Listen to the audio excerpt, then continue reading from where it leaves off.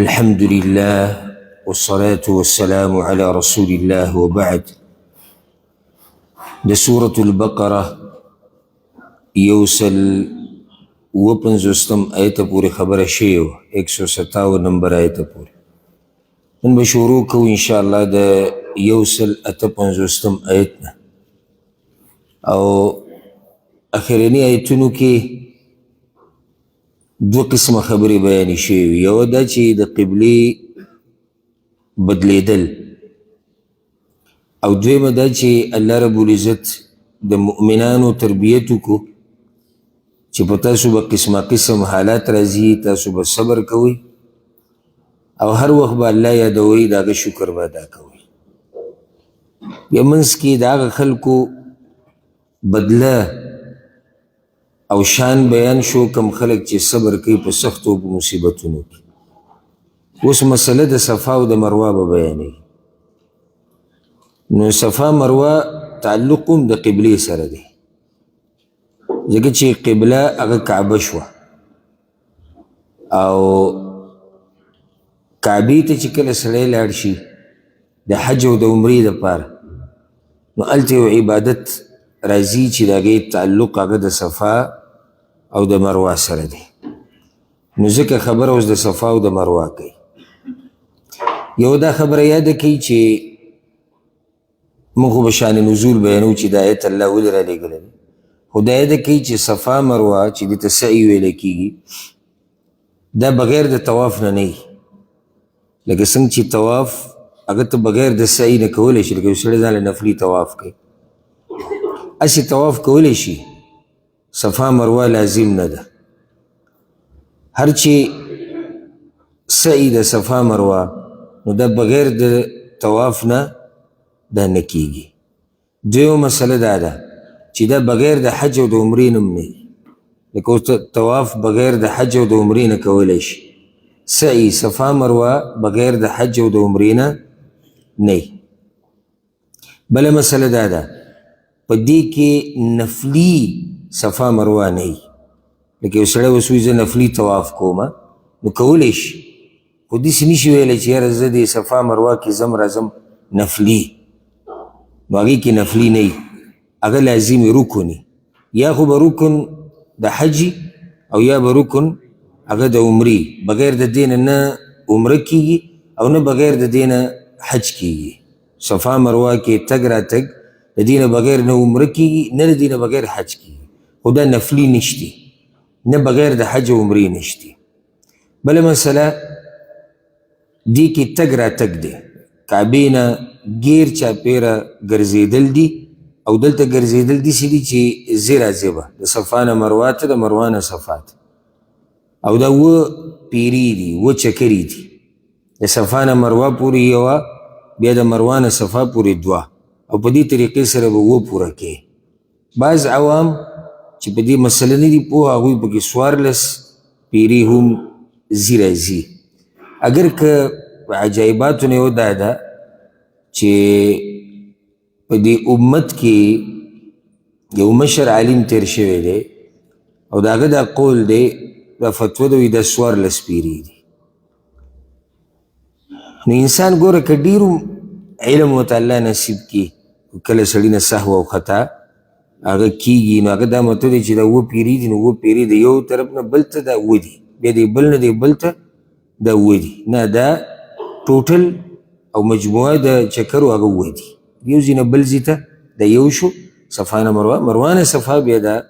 دویم دی. ښه، الله رب العزت چې دا آیت را لېږلی دی، د دې په شان نزول باندې ځان پوه کوي چې ولې الله رب العزت دا آیت را لېږلی دی. یوه دا چې روایت کې راځي،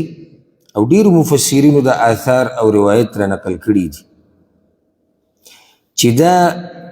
دوه کسانو د یو نوم چې هغه نارینه و، د هغه نوم اساف و، او بعض وایي اساف، مشهور اساف دی، اساف نوم او یو زنانه و نایله. دې دوانو لکه څنګه چې امام ابن جریج رحمه الله وی دوی دواړه کعبې ته ننوتي و دننه پخوا زمانه کې، او په کعبه کې دننه دوی یو بل ښکل کړي او بعضو روایتونو کې راځي لکه څنګه چې امام ابن اسحاق په سیرت کې راوړي وي دوی د یو بل سره زنا کړې وه کعبه کې دننه رب العالمین دا مسخ کړي وو د دوی نه کاڼي جوړ کړي وو په قضیې کې نو بیا قریشو داسې چلو کړو چې دا دواړه بوتان د اساف او د نایلې په شکل کې دی پرېښودو چې خلک د دې نه عبرت اخلي ګوره دلته څوک هم غلط کار کوي د هغه انجام هغه دا دی فلما طال العهد عبیدا کله چې زمانه تېرېده اخره کې د دوی بندګي شروع شو دا نقصان یې ګوره چې کله علم نه وي لکه مشرانو په سنیت بوتان یې ایښودي دي وروسته دا خلک را روان دي یو خبره پکې زیاتې کېږي یو زیاتې کېږي بیا دا یو نسل داسې راغی چې هغوی د دې بندګي شروع کړه چې یاره دوی کې څه کمال دی چې مشرانو دا بوتان دلته ودرولي دي او لوی مشکل ګوره د دې بوتانو دا د دې نه جوړیږي چې کله دا تصویران او بوتانو په شکل کې یو مجسمه جوړه شي او هغه کېښودی شي د دې نه فتنه شټاټېږي او د شرک دا فتنه اول پیر چې په ځمکه کې شروع شوې ده نوح علیه السلام په قوم کې نو هغه هم د دې بوتانو او د دې تصویرانو نه شروع شوي هغوی هماسې بس شکلونه جوړ کړي چې دا نیکان خلک دي موږ به دوی ته ګورو الله به راته رایادېږي رو زمانه تېرېده د حقه نیکانو خلکو بندګي شروع شو نو دلته قصه دلته هم داسې ده دوی خو یخود د دې دپاره چې خلک ته څه والي عبرت والي خو هغه د هغې نه بیا د هغوی بندګي شروع شو بیا د دې چلو کو چې دا یو بوت یې راواغستو دی په صفا کې کېښودو او دا بل یې په مروه کې کېښودو نو چې کله به دوی تلو راتلو دی په منځ کې فکان من طاف بینهما یستلمهما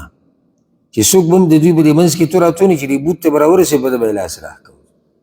لکه څنګه چې حجر اسود ته طواف کوي حجر اسود ته راورسې به هغې لاس راښکوي دوی به دغسې لاس راښکوي مسلمانان چې بیا کله تلو د عبادت لپاره حرم ته نو د هغوی په زړه کې دا اشکال راغی چې دا صفا مروه په منځ کې خو مشرکان تلو راتلو دا بوتان به پراته وو د دې دپاره به هغوی تلو راتلو چې دا کار به زموږ دپاره روا وي او که نه به یعنې موږ به د صفا په مروه په منځ کې زوره ځو او که نه رب العالمین دا ایتونه راولېږل چې نه دې کې څه اشکال نشته تاسو چې کوم عبادت کوئ او ځئ راځئ د صفا او مروه په منځ کې نو دا خو تاسو د الله دپاره کوئ هر چې هغوی د بوتانو دپاره دا کار کوي بل شان نزول کې د دې یو بله قسم ذکر کېږي عایشه رضی الله عنها وایي چې دا د مدینې دا کوم صحابه کرام چې انصار د جاهلیت په دور کې دوی طریقه دا وه چې دوی به کله عمرې له تلو یا حج له تلو نو دوی به د منات بوت خواله اول ورتلو منات دا یو بوتو مشهور بوتو مکې او د مدینې په منځ کې د دغه ځای نه به دوی تلبیه ووایي او شروع به یې وکړه د حج یا د عمرې او بیا به صفا مروه نه ورتلو ولې وایي دا تعظیم د منات دی د ده دپاره موږ صفا مروه ته نه ورځو چې کله دوی مسلمانان شو او تلو حرم ته نو رالو تپوس یې وکړو چې یا رسول الله اوس که موږ د صفا مروه ته ځو نو دې کې خو به صحیح نه که نه ځکه چې موږ پخوا خو به ورته موږ نه تلو او موږ دې دپاره نه تلو چې د منات بوت تعظیم به موږ کوو نو بس د هغه خواله به ورلو بیا به موږ خپل حج یا عمره شروع کړو خو صفا مروه ته به نه ورتلو او د دې نه ګوره دا اندازه ولګوئ دا ټول عبادتونه د دوی خود ساخته وو چې څه به یې پکې زړه وغوښتو هغه به یې وردننه کړو او چې څه به یې نه وخوښ هغه به یې ترې وویستو نو دوی دا تپوس کوو الله رب العزت دا ایتونه راولېږل چې تاسو ورځئ صفا مروه ته دې کې څه حرج نشته او ځکه انس بن مالک رضی الله عنه وایي او دا روایت امام مسلم راوړی دی وایي کنا نکره الطواف بین الصفا والمروه د جاهلیت په دور کې موږ به د صفا او مروه په دې منځ کې دا تګ راتګ بد ګڼو ولې لانهما كان من مشاعر قریش فی الجاهلیه ځکه چې دا د قریشو د عبادت ځایونه وو د هغوی غټه نښه وه دلته هغه بوتان پراته نو موږ به هلته نه ورتلو مدینې والا به هلته نه ورتلو فترکناه فی الاسلام نو په اسلام کې بیا موږ دا کار هغه دا پرېښو نو د دې نه چې په دې خبره باندې پوه شي نو ته به پوه شي د دې آیت په شان نزول باندې. بله دا مسله یاده کوي، اصل د دې صفا مروه څه دی؟ سعی. دې ته سعی تلو راتلو ته وایي. اصل د دې عبادت هغه په هغه قصه کې دی، کومه قصه چې د هاجره ده د اسماعیل علیه السلام د مور، چې هغه د دې اوبو د لټون دپاره هغه تله راتله. صفا هم دغه غونډۍ تاسو لیدلي ده، مروه دا غرو خو غټ غرو دا خو وروسته راکم شوي دي. نو دا به یو طرف ته لاړه، په صفا باندې به له پاسه ودرېده، کتو به یې چې اوبه شتي که نشتي، بیا به د هغه ځای نه راکوزه شوه، بیا به لاړه مروه ته، هلته به یې ننداره وکړه چې اوبه شتي او که نشتي. او دا قصه تفصیلا په حدیثونو کې راغلې ده. نو دا د اوبو دپاره په دې ځای کې تلې راغلې ده او دا سخت او تکلیف یې تېر کړی دی. نو رب العالمین بیا دا یو عبادت وګرځو. ته کله حج له ځې، کله عمرې له ځې، نو د دې په منځ کې به ځې راځې. ګوره موږ چې اوس لاړ شو نو په دې حج او عمره کې دا ګران کار دی صفا مروه. حالانکه ښه پنکې لګېدلي دي، ایسیان لګېدلي دي، والله دې حکومت له اجر ورکړي، ښه خدمت یې کړی، بیا هم سړی ستړی کېږي. او بیا دا چې نارینه ځوان سړی هم ستړی شي. سوچ وکړي چې په هغه وخت کې به ام اسماعیل هاجري ته څومره تکلیف و، او بیا هغه په دغه علاقه کې یوازې وه او ماشوم زوی ورسره و، د هغه اوبو ته ضرورت و. دا هغه کلمات دي او هغه خبرې دي چې په دې سره الله رب العزت په ابراهیم علیه السلام امتحان راوستی. ځکه خو الله وایي که هغه ایتونه تېر شوي، هغه دا امتحانونه ښه پوره سرته رسولي و، الله ته امام جوړ کړو. ښځه او بچی پرېښوده په داسې ځای کې چې هغه داسې شړ ځای او د هغوی سره څه نه ګران کار دی. نو الله رب العزت د هغه نه امام جوړ کړو ځکه چې هغه د تکلیفونه تېر کړي. اعوذ بالله من الشیطان الرجیم بسم الله الرحمن الرحیم إن الصفا والمروة من شعائر الله یقینا صفا و مروه د نښو د دین د الله نه دي. شعائر جمع د شعیره ده، دا نښې ته وایي په عربي، دا د الله د دین نښې دي. نو دلته ګوره زه درته یو څو خبرې د دې نښو په باره کې وکړم. اولنۍ خبره هغه د یاده ساتئ د دین د نښو باره کې چې هغه نښه به د دین د الله نښه ګڼلی کېږي چې الله او د الله رسول ورته د دین نښه ویلي. دا زما او ستا په لاس کې نه ده. اول دا خبره یاده کړي. داسې چې بس زموږ زړه څه ته غواړي موږ هغې ته دینداري وایو او وایو چې دا د الله دین نښه ده. نه. دویمه خبره هغه دا ده چې د دې نښو تعظیم او د دې سره محبت دا به په حدود د شریعت کې دننه. دا مطلب نه شو چې یو خبره یو عبادت یو شی د الله د دین نښه ده بس چې څه کې کوه. لکه مثال پرې درکړم، کعبه د الله د دین نښه ده که نه ده؟ د دې کعبې سره به څنګه محبت کې، څومره محبت به کې د شریعت بیانه کړې ده. دا نه چې څه کې کوه. بل ورځ یو سړی به راشي او دې کعبې ته به سجده لګوي چې زه د دې کاڼي بندګي کومه. ولې؟ ځکه چې دا د الله دین په نښو کې ده. دا کار به غلط وي که صحیح دی؟ غلط. حضرت شاه رسول صلی الله علیه وسلم ته وګوره، پیغمبر خو د الله د دین په نښو کې غټه نښه ده، خو د دې پیغمبر سره به څومره محبت کې، د ده به څومره تعظیم کې، دا د شریعت کې دا خبره بیان شوې ده.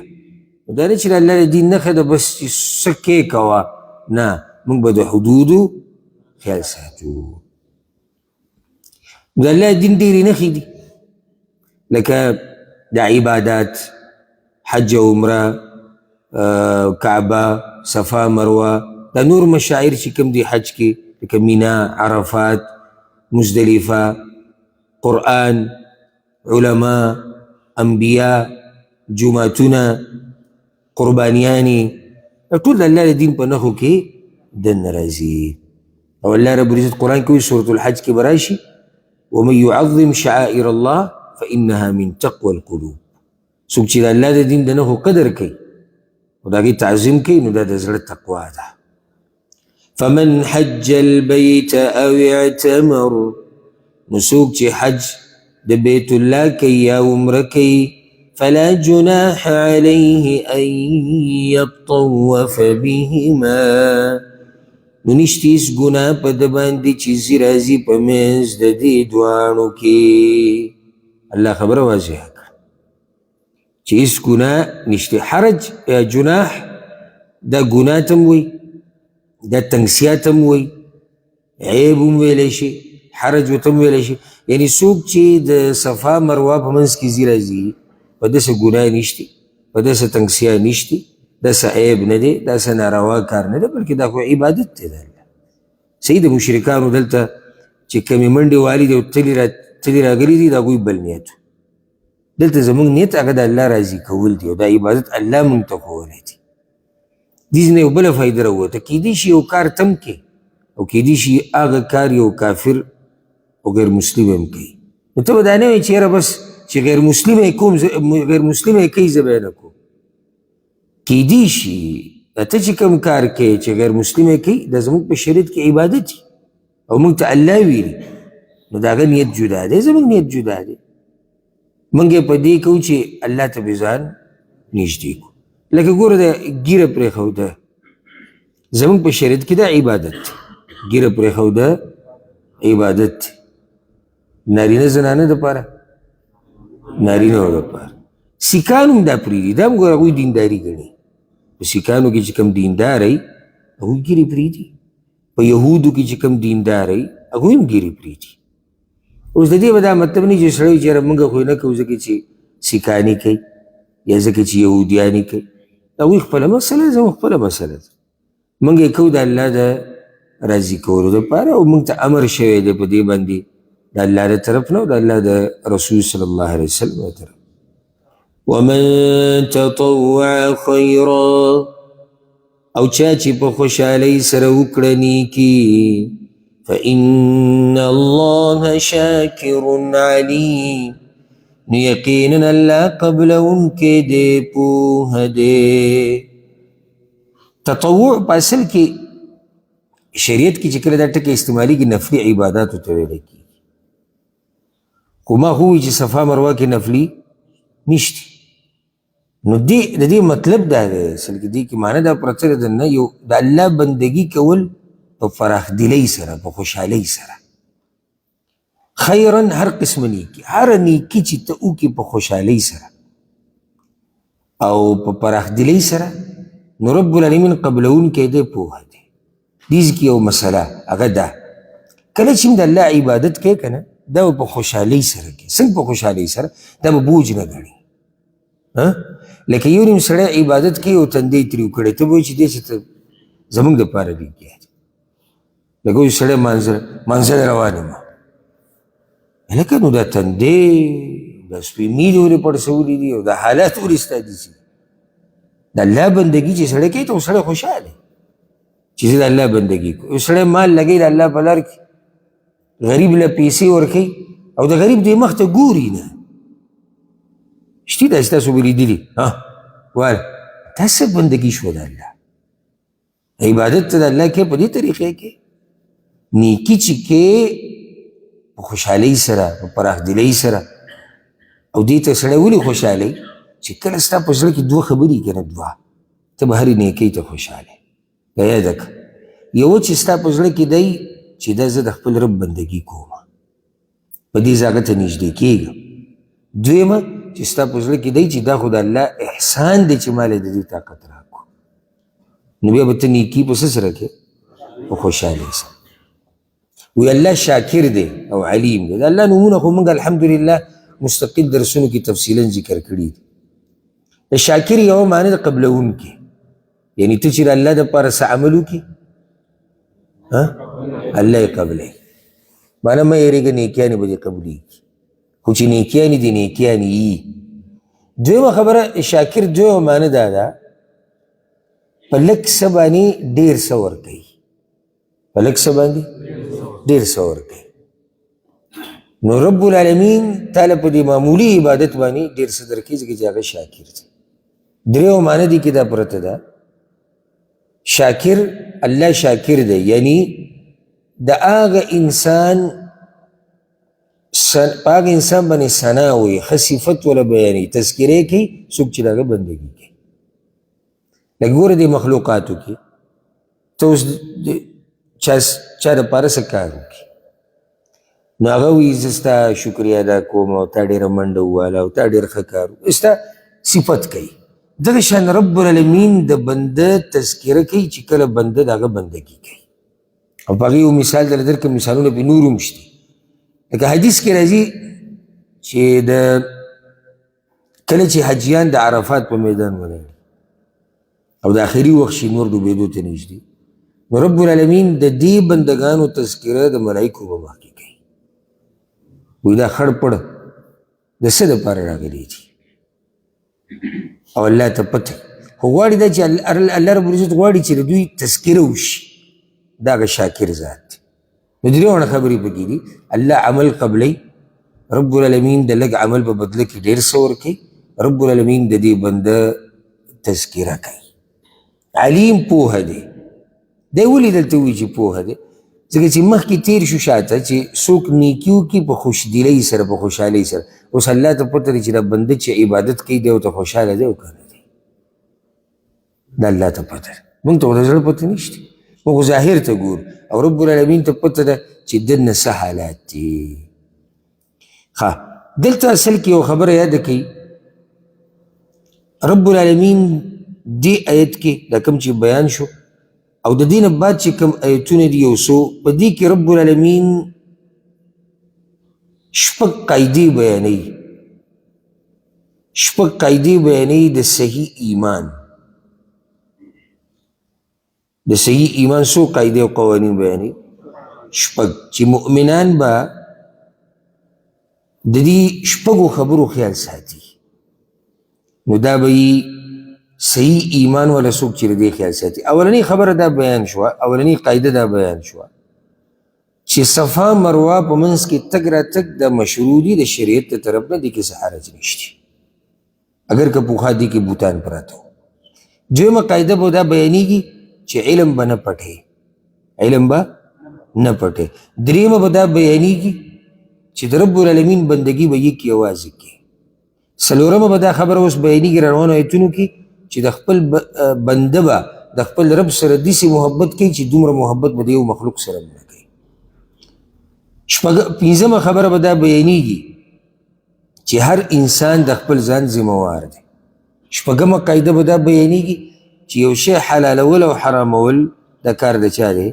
دا کار د الله دی تاسو به دې کې ګوتې نه وهئ که د دې شپږو خبرو د خیال وساتو نو تا ته الله رب العزت صحیح ایمان نصیب کړی دی اوس په دې روان آیت کې دا خبره بیانوي چې علم به نه پټوي دا روان آیت چې دی د دې مبارک عبدالله ابن عباس رضی الله عنهما وی دا د یهودو د مولیانو په باره کې نازل شوی دی ګوره یو آیت د یو چا باره کې نازل شي مطلب دا نه چې خبره صرف هغوی پورې تړلی شوي قیامت پورې چې څوک راځي او دا عیب پکې چې کوم روان آیت کې بیانېږي د هغوی هم دقه انجام دی کوم چې دې آیت کې بیان شوی دی یهودو به علم پټو خصوصا څه پټ کړي وی تورات یې پټ کړی زم خصوصا تورات کې کومې مسلې د رسول صلی الله علیه وسلم صفات د قبلې مسله د الله رب العزت توحید د رجم هغه آیات چې رجم کېږي به مسله روانه ده داسې نور احکام هغوی پټ کړي وو او هغه به یې نه راښکاره کول نو ځکه رب العالمین په هغوی باندې رد کوي او دا مسله موږ پرون ذکر کړې وه چې یهودو ته د قبلې ښه پته وه خو هغوی دا حق پټ کړی و ان الذین یکتمون یقینا کسان چې پټوي ما انزلنا هغه څه چې نازل کړي دي موږ من البینات والهدى د ښکاره دلیلونو نه او د هدایت د خبرونه من بعد ما بیناه للناس وروستو د دې نه چې موږ هغه بیان کړي دي خلکو دپاره فی الکتاب په کتاب کې اولئک یلعنهم الله دغه کسان لعنت وی په دوی باندې الله ویلعنهم اللاعنون او لعنت وی په دوی باندې لعنت ویونکي ان الذين يكتمون څوک چې پټوي حق لره علم لره الله وی کوم څه چې ما درلېږلي دي من البینات د ښکاره دلایلونه والهدى او د هدایت نه نو بینات او هدى د دواړه صفات د وحي دي وحي ښکاره دلایل هم دي او وحي د هدایت خبر هم ده الله وی څوک چې د وحي پټوي من بعد ما بیناه للناس وروسته دې نه چې ما خلکو ته د وحي بیان کړی فی الکتاب په کتاب هغه تورات دی که زبور دی که انجیل دی که قرآن دی په دې خلکو باندې رب العالمین لعنت وی او لعنت کوونکي پې لعنت وی په مخلوقاتو کې لعنت مسله مخکې تېره شوې لعنت څه ته دا ګوره ډېره لویه د یېرې خبره ده د دې امت علماو دپاره چې څوک هم حق پټوي او حدیث کې راځي امام ابن ماجه رحمه الله راوړی د رسول صلی الله علیه وسلم وی من سئل عن علم څوک چې د یو علم نه د یو مسلې په باره کې د هغه نه تپوس وشي او دی دا پټ کړي قیامت په ورځ به ورته الله په جهنم کې د اور واګي ور واچوي د هغه څوک چې هغه حق پټوي نو عالم ذمواري دا ده چې دی به هغه سره ښکاره کوي څه چې ده ته معلوم شوي دي د الله د وحي نه پټوي به نه او دا شتي د عیب ګورې په بعضو مولیانو کې او ښه سپا دقه شان وی یو جي موږ ته پته ده خو خلک به څه وی او بل دا چې دلته پښتنو کې د دې داسې عادت نشتي او بل دا او بل دا او بل دا او بل دا دته وایي د دې عید سره وسکي دلته خو الله وایي چې څوک پټ کړي د حق او د هدایت خبرې په دوی لعنت دی د دې سره وسکي او لعنت صرف د الله نه لعنت د الله او لعنت د مخلوقاتو په ده باندې د سړی حقدار دی د دې چې دی د الله د رحمت نه لرې شي ولې ځکه چې ده خلک د الله د رحمت نه لرې کړي دي د الله رحمت څه دی وحي حق او وحي علم ده د الله رحم دی او ده د خلکو نه د الله رحمت پټ کړی دی خلک یې د الله د رحمت نه لرې کړي دي رب العالمین دی د خپل رحمت نه لرې کړي او سبحان الله وګوره حدیث کې راځي وی د عالم دپاره کم عالم چې خلکو ته خیر ښیي د ده دپاره هر مخلوق بخنه غواړي تر دې چې مارغه په هوا کې او میږې په سوړه کې او مهې په اوبو کې دنه د ده دپاره بخنه غواړي دا چې کله حق بیانوي او چې کله حق نه بیانوي نو بیا پې الله هم لعنت وایي او مخلوق پې هم لعنت وایي طریقه کار دا دی که یو سړی وایي چې ما ته بخښنه وشي او هغه دا کار کړی حق یې پټ کړی هغه په یهودو کې دي که په نصاراو کې دي که مشرکانو کې دي که مسلمانانو کې الا الذین تابوا مګر هغه کسان چې توبې وویسته واصلحوا او خپل عمل برابر کو وبینوا او بیان یې کړه پټه کړې شوي خبره فاولئک اتوب علیهم نو دغه کسان زه توبه قبلوم د دوی یا نو دغه کسان زه مهرباني کوم په هغوی باندې وانا التواب الرحیم او زه ډېر توبه قبلونکی مهربان یم دا طریقه ده د واپسۍ درې خبرې دي توبه الا الذین تابوا توبه به وباسي خالص توبه د الله دپاره توبې دپاره خپل شرطونه دي خپل ذکر بیان شوي دي اولنی خبر ده چې دی به توبه وباسي توبه وی الله ته واپس کېدو ته دی به واپس کېږي الله ته فریاد به کوي جړا به کوي دویمه ده چې واصلحو عمل به برابروي عمل به برابروي بعضې مفسرینو ډېره ناشنا خبره دلته کړې ده اصلاح په اصل کې برابرولو ته وایي که نه نو دی به تعلق برابروي د الله سره تعلق به برابروي د الله سره او د الله سره تعلق څنګه برابرېږي چې په نیغه لار روان شي او دی به تعلق برابروي د عامو خلکو سره نو د عامو خلکو سره خو ده ورانه کړې نه ده او خو صرف حق پټ کړی دی څه ورانه کړې ده عوامو سره بالکل نه ورانه کړي، مخلوق سره نه ورانه، څنګه ورانه کړي؟ حق یې پټ کړی دی، ظلم نه دی کړی. نو چې ظلم یې د هغوی سره کړی دی روغه ده که ورانه ده؟ ورانه ده. نو تعلق به برابري د الله سره او تعلق به برابري د مخلوق سره، عمل به برابري. دویم شرط. دریم دا په توبه کې د علماو دپاره دا شرط دی، کوم چې حق پټ کړی دی. وبینو، او دا کومه خبره چې پټه کړې وه هغه وبیانوي. عام سړي دپاره لکه عام ګناهونه چې څوک کوي د هغه دپاره دغه توبه به وباسي او عمل به برابروي، توبه به وباسي عمل به برابروي. خو چې عالم دی او حق یې پټ کړی دی نو دی به حق پکې ښکاره کوي، الا دا که د عالم خپل ګناهونه وي چې هغې د حق پټولو سره څه کار نه وي، خو د هغه مسله ده. خو چې حق یې پټ کړی به راښکاره کوي. اوس یو ملا دا وایي چې بس یاره ما توبه ویستې ده زما او د الله په منځ کې، او خو صحیح شو ستا او د الله منځ کې ده، خو د هغه جاهل سره به څه کوو کومه چې تا لړلې ده، تا چې حق پټ کړی د هغې سره به څه کوو، تا چې خلک ګمراه کړي د هغې سره به څه کوو؟ بیا خو هغه هم پاتې شوه که نه. او ستا د توبې نه څوک څه خبرېږي؟ توبه خو تا پټه ویستې ده. نو وایي څه وکړم؟ موږ وایو څنګه چې تا دا خبره ښه ښکاره بیان کړې وه، باطل دې بیانوو، ښه ښکاره دې حق پټ کړی دی، اوس دقې شان ښکاره دې خلکو ته دا حق بیان کړه. یاره نو دا څنګه؟ نو د الله والا سړي دپاره څنګه موږ پکې نشتي؟ لکه بعض دا وایي چې زه به څنګه وایم چې ما دا خبره مخکې پټه کړې وه. کوم سړی چې د الله نه یېرېږي د هغه دپاره د دې ویل ډېر اسان دي، کوم چې د الله نه یېرېږي. ځکه اوس تاسو ته دا ووایم زه چېرې دې مسله کې زه پرون خطا شوی وم، خو صحیح مسله دا ده. دې کې څه دي؟ ښه موږ به داسې ووایو فرض به یې کړو چې خلکو زما عیب بیان کړو، خلک لاړو ویې چې یاره پلانې علم یې لږ دی، پلانې نه پوهېږي، پلانې جاهل دی، پلانې دا دی دا دی، دا بیان کړو. قیامت پر ورځ خو زما غاړه ازادي شوه که نه؟ ښه ما دا ونه وي چې زه خطا شوی یم او حق خبره لګیا بیانومه د دې یېرې نه چې خلک به زما عیب بیانوي، جاهلان ټول نه جاهلان،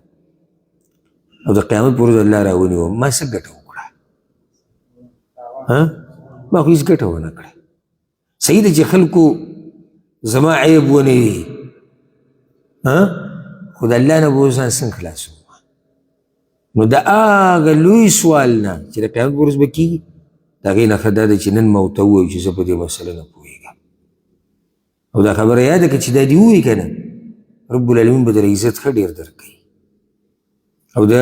او د پوهه مؤمنانو، پوهه جاهلان نه، پوهه مؤمنان د هغوی به در سره محبت ښه ډېر شي. چېرې زموږ د استاز، زموږ د عالم، زموږ د شیخ، زموږ د مفتي د الله نه دومره یېرېږي چې کله خطا شي نو ښه صفه ووایي چې زه خطا شوی یم، او دومره د الله نه یېرېږي چې د یو مسلې ورته پته نه وي نو ښه صفه ووایي چې ما سره دې علم نشته. نو د دیندارو مؤمنانو به تا سره محبت هم ډېر شي، عزت به درم الله درکړي، د ګناه نه هم بچ شوي، او د قیامت په ورځ د الله د پوښتنې نه هم بچ شوي. ګوره څومره ګټې دې وکړي. خو هغه مولیان چې د الله نه نه یېرېږي هغوی ته د دې پته نشتې. اوس که څوک توبه نه وباسي او په کفر باندې یي او په دې باندې مړ شي نو انجام د هغه هم بیانېږي. ان الذین کفروا، هغه کسان چې کفر یې کړی دی، وماتوا او مړه شول، وهم کفار، په داسې حال کې چې هغوی کافراني، اولئک علیهم لعنة الله، دغه کسان په دوی باندې لعنت د الله دی، والملائکه او د ملائکو، والناس اجمعین او د خلکو ټولو. چې کله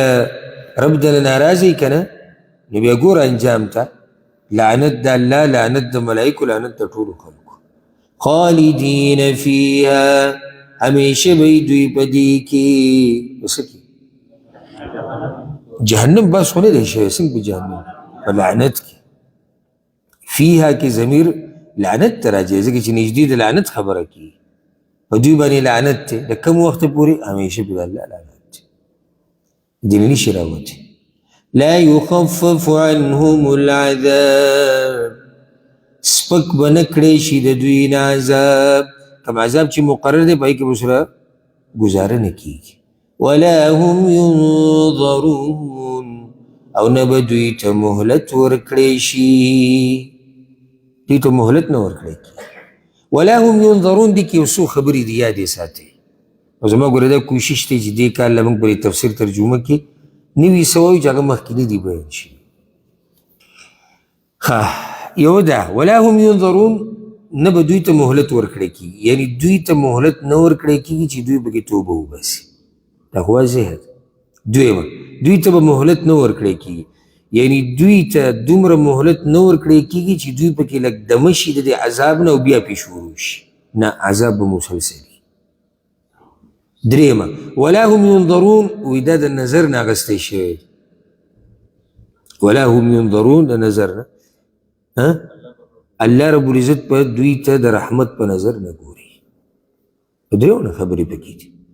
نه به ورته الله د رحمت په نظر ګوري نه به دوی له موقع ورکوي چې توبه وباسي او نه به دوی له مهلت او موقع د دمې دپاره ورکوي مسلسل عذاب دی الله یې ته موږ وساتي دا عذاب هسې نه دی دوی د هغه الله د بندګۍ نه انکار کړی چې هغه معبود دی حقیقي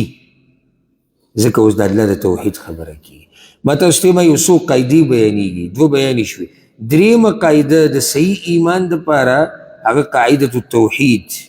یک یوازې بندګي به د چا کې هغه به د الله کې وإلهكم إله واحد او لایق د بندګۍ ستاسو یو اله دی لا إله إلا هو نشتی حقدار د بندګۍ سوا د غنا الرحمن الرحیم بے حد مہربانا ہمیشہ رحم کون کے لے الرحمن الرحیم او اللہ دی بارے کی خبر مخکې شوی و الہکم الہ واحد ستاسو معبود الہ معبود ته وایي چې بندګي کیږي په حق باندې هغه یو دی هغه یو دی په څه کې په ذات کې هغه یو دی په نومونو کې هغه یوازې دی په صفاتو کې هغه یک یوازې دی په افعالو کې او هغه یک یوازې دی په هغه کارونو کې چې بندګان یې کوي یعنی بندګان چې کوم عبادت کوي دا یک یوازې د الله حق دی لا اله الا هو نشتی د عبادت حقدار مگر هغه یو الله دی یو روایت کې دې سم راځي عبدالله بن عباس رضی الله عنهما وی کافران د رسول صلی الله خواله راغلي ورته ویلي صف لنا ربک موږ ته د خپل رب شان بیان که او نسب یې راته بیان که نو الله وی دا ایت راولېږو دا او یو وی سورة الاخلاص رالیږلی قل هو الله احد الله څوک دی و الهکم اله واحد الله دا دی یک یوازې دی په صفاتو کې په نومونو کې په کارونو کې په ذات کې او په شان کې په عظمت کې او د عبادت حقدار صرف هغه دی لا اله الا هو نشتی د عبادت حقدار مگر یو الله ځکه دې ترجمه به دا کې د لا اله الا الله داسې به نه وي چې نشتی معبود مگر یو الله ځکه چې باطل معبودان خو شتي که نه خلکو خو جوړ کړي نو ته به وایې لا اله الا الله معنا نشتی د عبادت حقدار مگر یو الله معبودان خو ډیر دي او الله معبود دی فرق په الله کې او په دې نورو معبودانو کې دا دی چې الله برحق معبود دی او دا نور معبودان دا په باطله دي دا خو خلکو جوړ کړي دي او رب العالمین دی معبود الرحمن الرحیم ډیر مهربان دی او همیشه مهربان دی اوس رب العالمین اته دلایل په دې خبره راوړي اته دلایل په دې خبره راوړي چې رب العالمین یک یوازې یو دی الله اکبر دا خبره مشرکانو او کافرانو نه منله چې څنګه معبود دی یو شي او ځکه یو روایت کې راځي وی کله چې دغه تیر شوی آیت نازل شو وإلهكم إله واحد مشرکان رانو او دا بخپلو بیٹکونو کی چغې شروع کړي ان محمد یقول الهکم اله واحد ستاسو معبود یک یوازې یو دی بس نو په دې څه دلیل دی چې معبود یک یوازې یو الله دی رب العالمین پسې دا ایتونه راولېږل وی دا دلایل واوره که إن في خلق السماوات دا آیت به ووایو بیا به وضاحت کوو چې اوږد آیت ته یو پیر به ترجمه وکړو إن في خلق السماوات والأرض یقینا په پیدا کولو د اسمانونو او د ځمکه کې واختلاف الليل والنهار او په بدلېدو د شپه او ورځ کې والفلك التي تجري في البحر او په هغه کشتو کې چې رواني په دریاب کې بما ينفع الناس په دې وجه چې فایده ورکوي خلکو ته وما أنزل الله من السماء او په هغه کې چې رالیږلي دي الله د برې نه من ماء سوبا فأحيا به الأرض بعد موتها بس را ژوندی کی په هغې سره ځمکه وروستو د وچوالي د هغې نه وبث فيها من كل دابة او خواره کړي دي په دې کې هر قسمه زنده سري وتصريف الرياح او پاړولو راړولو د هواګانو کې والسحاب المسخر او پاغه وریځو کې چې تابع کړې شوي دي بین السماء والارض فمنځ د اسمان او د ځمکه کې لآیات خامخا ډېرې نښې دي لقوم یعقلون د هغه قوم دپاره چې عقل لري الله وی په دې هر څه کې د توحید ډېرې نښې پرتې دي خو د چا دپاره چې عقل لري او چې عقل پکې نه وي هغه به څه په دې خبره پوه شي چې الله رب العالمین یک یوازې د بندګۍ حقدار دی یو روایت کې راځي د امام عطا رحمه الله نه او دا امام قرطبي په خپل تفسیر کې دا قول د هغه راوړی دی وی کله چې دا خبره نازله شوه و الهکم اله واحد نو مشرکانو مکه کې دا خبره وکړه چې د خلکو دپاره یو اله څنګه پوره دي څنګه دې صرف یو اله شي الله پسې دا بل آیت راوړی ان فی خلق السماوات والارض دا څو نښې دي موږ اوله کې وي څو نښې به ذکر کړي اته اولنۍ پکې دا واله اسمان پیدایش د اسمانونو دې کې سوچ وکړه مخکې به موږ خبره کړې ده دغه عالم ته وګوره کوم چې بره دی د هغې کې نظام ته وګوره نور ته وګوره سپومۍ ته وګوره ستورو ته وګوره هلته تقدیر د بندگانو لیکلی شوی دی او داسې نور ډېر څه پکې دي که سړی پکې سوچ وکړي ځکه الله صورت قاف کې وایي افلم ینظروا الی السماء فوقهم دوی په دوی د پاسه د مشرکان یادوي وایي په دوی د پاسه چې دا کوم اسمان د دوی دي ته نه ګوري دویمه نښه په دې آیتونو کې هغه عالم سفلي دی دا ځمکه ده دې ځمکې ته وګورئ که دې غرونو ته وګوره دې ولو ته وګوره دې چینو ته وګوره او په دې کې چې کوم دنه معادن پراته دي په ځمکه کې هغه معدنونو ته وګوره دې دریابونو ته وګوره دې میوو ته وګوره دې فصلونو ته وګوره دې انسانانو ته وګوره دې ځناورو ته وګوره نباتاتو ته وګوره ذکر الله سورة الذاریات کې وی وفي الارض آیات للموقنین او په ځمکه کې ډېرې نښې د توحید دي دپاره د یقین کوونکو دوه نښې شو درېیمه نښه واختلاف اللیل والنهار او بدلېدل را بدلېدل د شپې او د ورځې دي که الله وی سوچ وکړي که نه دا کار د الله نه بل څوک کولی شي هېڅوک یې نشي کولی څنګه دا شپه لاړه شي او په دې پسې ورځ راځي په ورځ پسې شپه راځي د یو بل نه مخکې کېږي نه یو بل سره مقابله نه ده او بیا د دې کمیدو او ډېرېدو ته وګوره په اندازې سره په جمي کې او بیا په اوړي کې کله شپه اوږده شي کله ورځ اوږده شي او په دې هر څه کې فایده ده د هغه مخلوقاتو چې په دې ځمکه باندې دي دې ته الله وګورئ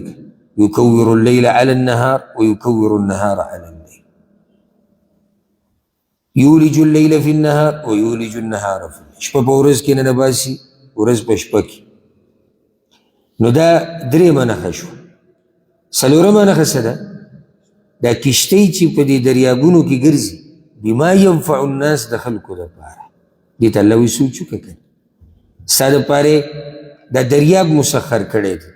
بیا دا سیلۍ، ځکه چې کشتۍ خو د سیلۍ سره روانه، بیا دې کشتۍ ته وګوره، دې سورلۍ ته وګوره، دا هر څه الله ستا دپاره مسخر کړي. د الله نه راو دا کار بل څوک کولی شي،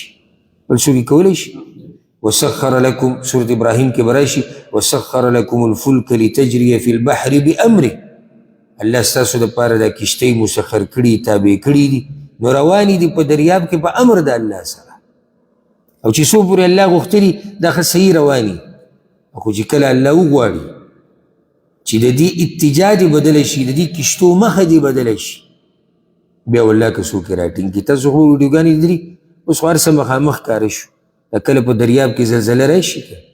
او دا چپې د دې غرونو په شان په دغه جازونو باندې، دا کشتۍ نه دي، جازونه یې هغه پوره ښار رواني، پوره ښار رواني، دغه هر څه دله به بل طرف واړوي. دا د الله زور دی، دا د الله نه بل څوک کولی شي. نو دا سویمه نښه شوه. څلورمه. پنځمه، دا اوبه چې راورېږي د اسمان او په هغې سره رب العالمین وچه ځمکه، مړه ځمکه هغه را ژوندی کړي. انسانان ترې فایده اخلي، ځناور ترې فایده اخلي، فصل او نباتات او هر څه ترې فایده اخلي. دا کار د الله نه علاوه بل څوک کولی شي. ځکه الله سورة الروم کې وایي رابه شي فانظر الى آثار رحمة الله، وګوره د الله د رحمت د اثراتو ته، کیف یحیی الارض بعد موتها، څنګه ژوندی کوي ځمکه وروسته د مرګ د هغې نه یا وروسته د وچوالي د هغې نه. دا هم د الله د قدرت نښه، د الله نه علاوه دا کار بل څوک خو نشي کولی. یو روایت کې راځي، ذکر به کوم د فایدې دپاره ذهن ته به راغی. امام ابو داود په مسند الطیالسي کې راوړی دی. هغه روایت د ابو رزین العقیلي دی رضی الله عنه. هغه وی ما یو ورځ رسول الله وسلم ته وی چې کیف یحیی الله الموتى، الله به دا مړي څنګه را ژوندي کوي. وی ما ته وی چې اما مررت بالوادي محلا، ته په داسې علاقه چېرته نه یې تېر شوی چې هغه وچه کړسه پرته او بیا پې بل پرې ته راغلی او هغه تکه شنه پرته. وی ما ورته چې بله، ولې نه داسې خو شوي دي، په یو ځمکه تېر شوی یم هغه بلکل وچه پرته، شړه ده، ختمه ده، د خلکو ته امیدونه ختم شوي، بل پرې پرې راغلی یم هغه تکه شنه ده. رسول صلی الله علیه وسلم کذلک یحیی الله الموتى، دغه شان الله مړه را ژوندي کوي. ځمکه مړه وه الله را ژوندی کړه. ته ګوره چېرته هسې دې بوټي ته وګوره دا څنګه راوځي، او دا فایدهمند څه ګوري په انټرنیټ کې، نو دیني او دنیوي فایدې به ته دواړه کوي. چېرته دا ویډیوګانې پکې سرچ کوي، که د جاخو ماخو او د دروغو د اخبارو نه او د دې نه دمه شي یله وګورې هغه ویډیو چې هغې کې د بوټي د راخته د اول سر نه ښایي. او د بعضو انګریزانو کې یو صفت دا دی چې دوی په ورک شوي شیز پسې ګرځي، او دا دوی کې ډېر ښه صفت دی، یعنې غلی نه کښېني، کوشش کوي چې څه معلومات ډېر کړي. دوی په دې ځمکه کې دننه کیمرې لګولي دي. ته وګوره کله چې دا تخم ور واچولی شي، دا څنګه د دې نه بیا دا بوټی او فصل او دا غټېږي، څنګه بلکل لکه ماشوم چې اول پرې پیدا شي غټېږي، بلکل هغه شان. قیامت په ورځ زمونږ راپاڅېده د قبرونو نه، هغه دقه شان دي لکه تخم چې په ځمکه کې ښخ کړی شوی او بیا فصل راوځي، دقه شان به موږ د ځمکې نه راوځو. کذلک یحیی الله الموتى. او هغه حدیث کې هم دا دي کله چې انسانان راوځي کنه الله به باران راووروي او سم ټینګ باران وي، د هغې نه بعد به دا خلک د ځمکو نه داسې راوځي لکه څنګه چې فصل راوځي د ځمکې نه. نو دا څو نښې شوې؟ پنځه. شپږمې نښې ته وګوره، الله وایي په دې ځمکه کې څومره زنده سري بیا الله خواره کړي دي. وبث فیها من کل دابه. دابه هر زنده سری ته ویل کیږي چې بس مکه د پاسه ګرځي، انسانان، زناور، مارغان، حشرات. او چې څه دي الله وایي دې ته وګوره کنه دا د الله نه راوبل څوک داسې خورولی شي. زما په دې باندې یو بیان دی، که مو واورېدو علم به م الله ډېر کړي. او دغه بیان عنوان د ډېر پخوا ما کړی و، ورک شوی عبادت. او ورک شوی عبادت څه دی؟ د الله په مخلوقاتو کې سوچ کول. دا ډېر لوی عبادت دی. قرآن کې ځای په ځای د دې بحث راغلی، دلته هم دا بحث دی که نه. الله وایي په دې مخلوقاتو کې نښې دي. دا نښې به ته کله معلومې کړې؟ چې کله به کې سوچ وکړې. داسې چېرته کور کې پروت دی که نه، په منډو کې یا په ګولي کې صحن کې، او د اسمان ته ګوري، هسې دې کې لږ سوچ وکړه دا د الله نه راوڅوک کولی شي. بیا دې ځمکې ته وګوره، او دې ځمکه کې چې دننه څه دي سوچ ورته وکړه دا الله نه بل څوک کولی. دې ونو ته وګوره، دې فصلونو ته وګوره. ورب الکعبه دا ایمان به دې ډېر شي که دې کې دې سوچ وکړو. او دا لکېږي چې کله انسان لږ وخت د دې دنیا نه جدا شي، داسې لږ ټیم ځان له په دې ژوند کې داسې کړي چې هغه ته صرف د الله دپاره کړي او سوچ پکې کړي د الله دې مخلوقاتو. او بار بار ځان نه دا تپوس په منځ کې کوو دا د الله نه علاوه بل څوک کولی شي. او سورة القصص کې به راشي، سورة القصص نه، سورة القصص کې نه، سورة العنکبوت کې یا سورة النمل کې پای کې به راشي الله دا نښې ذکر کوي. الله دا کړي، دا کړي، دا کړي، دې ته وګوره، دې ته وګوره. بیا منځ منځ کې پکې دا سوال کوي أإله مع الله، ای شته د الله سره بل څوک شریک؟ څنګه دا سوال په مخه کوه د ځان نه؟ هر څه ته چې ګورې ای د الله سره بل څوک شته؟ د خپل ځان ته وګوره، د خپل نظام ته وګوره. لرې بس ستا د بدن دا نظام څنګه روان دی، څنګه په ترتیب سره دی؟ دا د الله نه بل څوک کولی شي؟ هېڅوک یې نشي کولی. او ما ته اوس دا خبره ذکر کړې، دا خو یو خبره که دا موضوع ډېره اوږده موضوع ده او ډېره خوندوره هم ده، دلته موږ اوږدولی نه شو. چې یو کس دا انټرویو ورکوله ما په خپله اورېده. یو ما د ګټو ډاکټرانو سره ملاقات کړی چې کوم یورپ ملکونو کې دي. نو هغوی ته ما دا ویلو چې تاسو خو ډېر کوشش او منډې شروع کړي دي او نوي نوي ریسرچ دي او یو شی او بل شی. د دې ګردو باره کې هم سوچ نه دی کړی چې داسې مصنوعي ګردې جوړې شي، ځکه چې دا مسله ډېره زیاته شوې د ګردو د خرابېده. هغوی چې په دې موږ د پوهانو سوچونه او کوششونه کړي دي، نو بیا ولې ناکام یې؟ وایي بس دقه یو مسله موږ بندوي او زموږ کار نیمګړی کوي. هغه دا چې دې ګرده کې دننه خالق چا چې وي دا ګرده جوړه کړې ده، اوس مؤمنان هغه خالق الله وي، یهودو نصارا هم الله ګڼي، او نور مذهبونه والا کې دي چې نور څوک یادوي، خو خالق ته الله یادوي. نو خالق په هغې کې دننه په دې ګرده کې دننه دماغ جوړ کړي د ګردې دپاره. هغه دې ګردې ته اشاره ورکوي چې اوس د صفایي وخت دی، دا اوبه دي، دا طاقت دی، دا پالتو شی دی، دا په دې طرف ویسته غواړي، دا په دغه طرف ویسته غواړي. نو دا دماغ به دې مشین له موږ د کوم ځای راوړو چې هغه تر دې پته لګي؟ یوازې دې نښې ته وګوره، دا د الله نه علاوه دا کار بل څوک کولی شي. دومره ګرده دی، دومره. خو دا ګرده الله داسې جوړه کړې ده چې دی په ټایم پوهېږي چې کوم وخت د صفایي دی،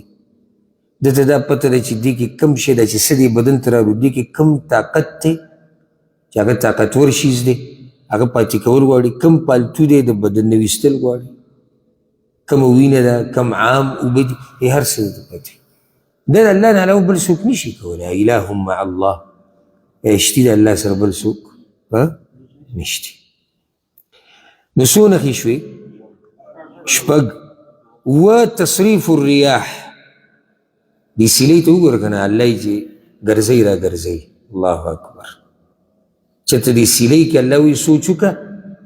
خصوصا هغه چا ته وایي څوک چې منکر دی د الله د توحید نه، ته به کې سوچ وکړه که نه. کله دې سیلۍ عذاب راغستی سیله یو ده ګوره ښه